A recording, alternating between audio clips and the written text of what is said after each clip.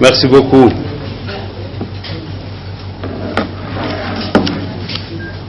Le coronavirus dénommé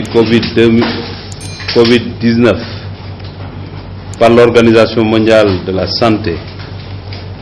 est devenu une épidémie grave qui se propage à une vitesse exceptionnelle et qui semble malheureusement et de plus en plus épouser les contours et les caractères d'une pandémie mondiale. Notre pays, malgré les nombreuses mesures prises par le chef de l'État pour l'en préserver, compte désormais parmi les nations où le virus est présent,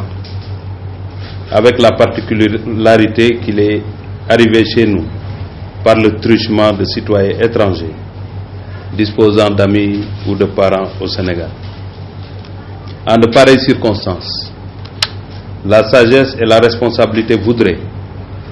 que nous adoptions des comportements adéquats et appropriés à la situation.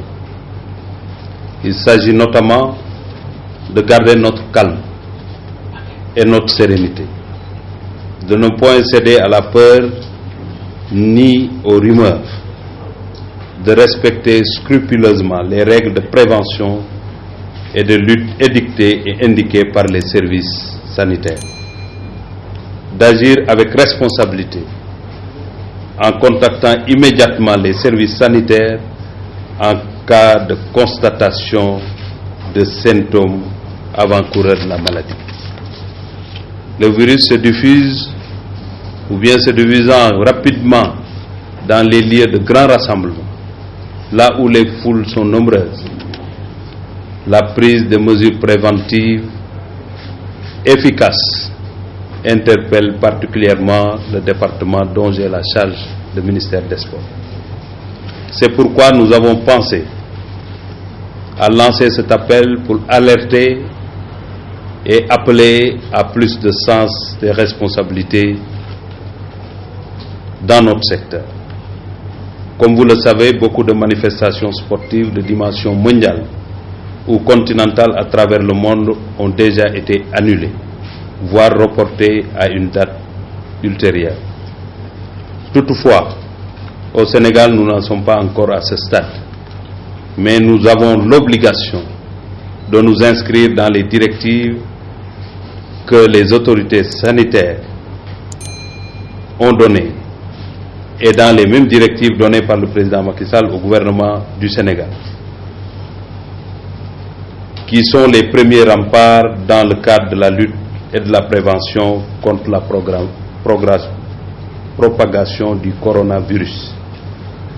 Au Sénégal, aucune mesure de suspension ou d'annulation d'une organisation sportive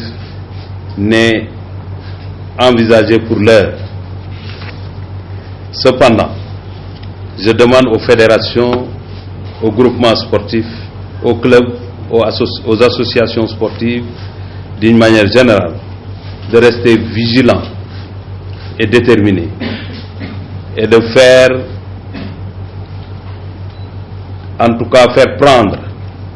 ou bien faire preuve de plus de responsabilité et de respecter, comme je l'ai indiqué tout à l'heure, scrupuleusement les mesures de prévention et de lutte contre le virus. Je demande aux sportifs, particulièrement à tous ceux et à toutes celles qui fréquentent les stades, les infrastructures sportives, ici ou ailleurs,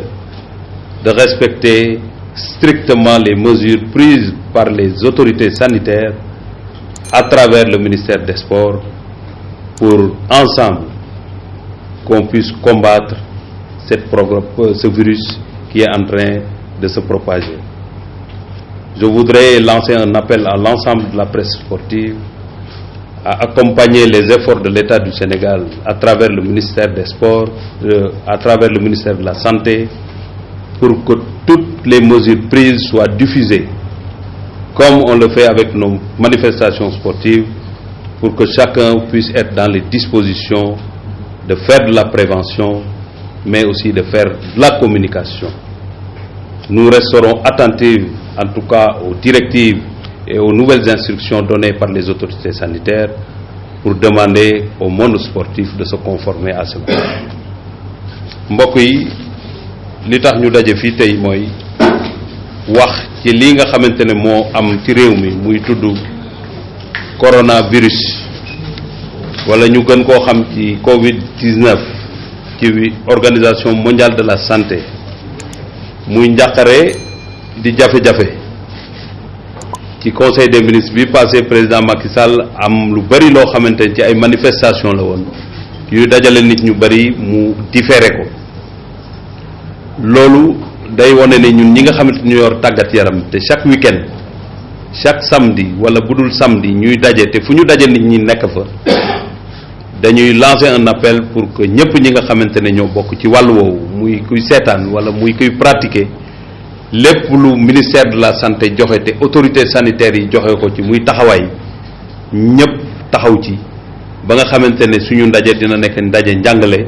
waaye ndaje it bu ñu respecté li nga xamante ne moom lañ joxe comme ay directives li am solo mooy ci wàllu Sénégal ak fu dul Sénégal am na mobilisation wala ay ndaje yu bari yoo xam ne dañ ko reporté wala ñu annulé ko Sénégal nag tollaguñu fu ñuy teree manifestation sportive ñu ngi ñaan yàlla bu ñu fa yegg waaye nañu déglu surtout ñu yore fédération yi ak groupement sportif yi ak acteurs yëpp ak même presse sportive bi nañu déglu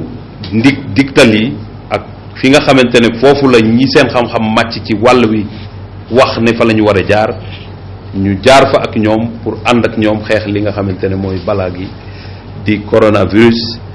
ba nga xamante Sénégal dina ci mën a mucc surtout sportif yi nga xamante ne suñu njaboot lañ ñu mën cee mucc loolu moo doon kaddu yi